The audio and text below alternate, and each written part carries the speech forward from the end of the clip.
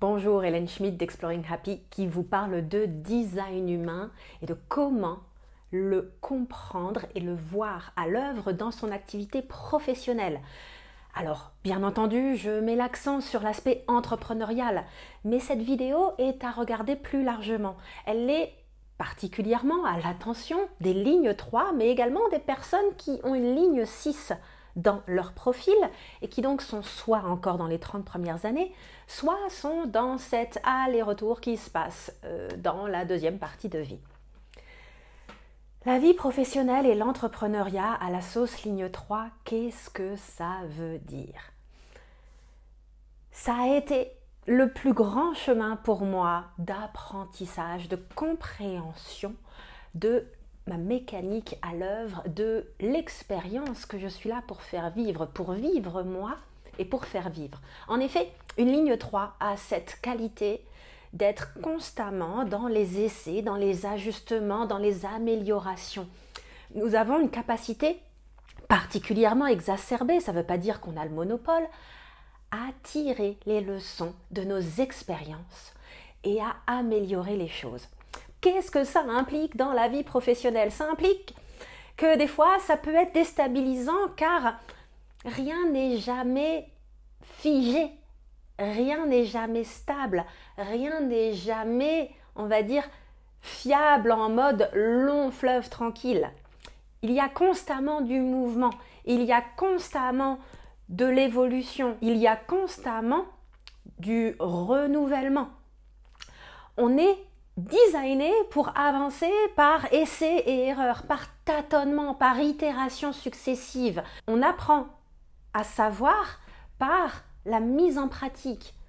Comment est-ce que du coup moi je le vis dans mon business? Eh bien je le vis en considérant que rien n'est acquis. Je le vis en sachant que lorsque je propose un nouveau produit, un nouveau service, non seulement je le fais via stratégie autorité bien entendu, mais en plus, je sais que je vais découvrir en faisant si ça me convient, quelle forme ça doit prendre, quels ajustements doivent être faits. Et du coup, j'embarque quelque part mes clients dans cette aventure en embrassant pleinement cette notion de co-création.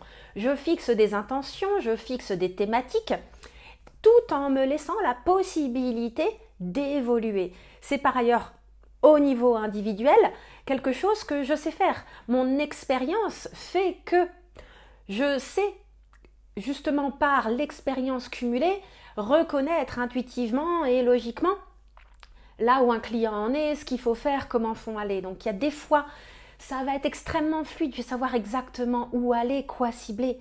Et il y a d'autres fois, eh bien ce sera plus tâtonnant. Je vais devoir vraiment essayer différents chemins pour trouver le point d'entrée dans le ou la cliente à ce moment-là. Parce qu'il va y avoir un blocage, il va y avoir tout un tas de choses.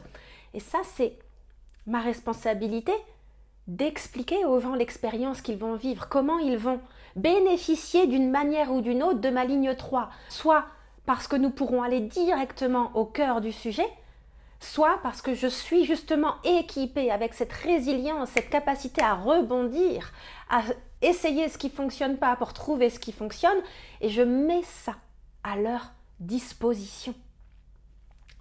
Une ligne 3 qui n'est pas assumée peut sembler, dans ces moments de blocage, qui sont tout à fait normaux, qu'on soit une ligne 3 ou pas, avec des clients en accompagnement individuel, l'accompagnement de l'humain, il y a un humain en face, avec son histoire, ses blocages, ses difficultés et ses fluidités.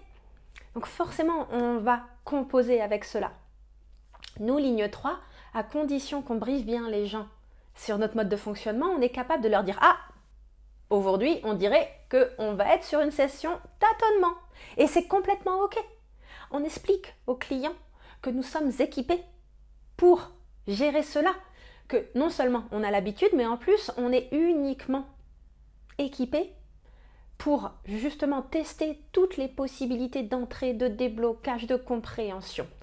Que du coup, cette session va être vécue différemment en termes de co-création et de manière de fonctionner, et que c'est complètement OK.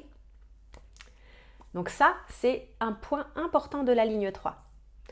Aussi, nous avons énormément de sagesse tirée de toutes ces expériences et plus on les assume, plus on peut les transformer en potentiel. Les gens viennent à moi pour l'incarnation pratique et oui, je suis 3-5, donc je suis particulièrement faite pour ça. Cette universalisation avec ma ligne 5, elle s'appuie sur toutes ces expériences que j'ai pu faire pour le meilleur et pour le pire, équipée de ma ligne 3. Je suis donc en capacité à leur donner de la matière concrète, à leur expliquer ce qui a fonctionné, ce qui n'a pas fonctionné, pourquoi, les alternatives, les possibilités. Et ça c'est un cadeau quand on est ligne 3. Alors oui, des fois on aspire à plus de stabilité. Oui, on aimerait le long fleuve tranquille. Et on trouve cette stabilité ailleurs, on la trouve à travers ce mouvement. La ligne 3 n'a absolument pas à être chaotique. Ce n'est absolument pas deux termes qui sont liés. Elle peut être vécue comme telle lorsqu'elle n'est pas comprise et apprivoisée, mais elle est avant tout une opportunité de résilience exacerbée, de capacité à rebondir pour soi-même et pour autrui immense, mais également de capacité à très vite comprendre si quelque chose va bloquer. Mais vraiment bloquées.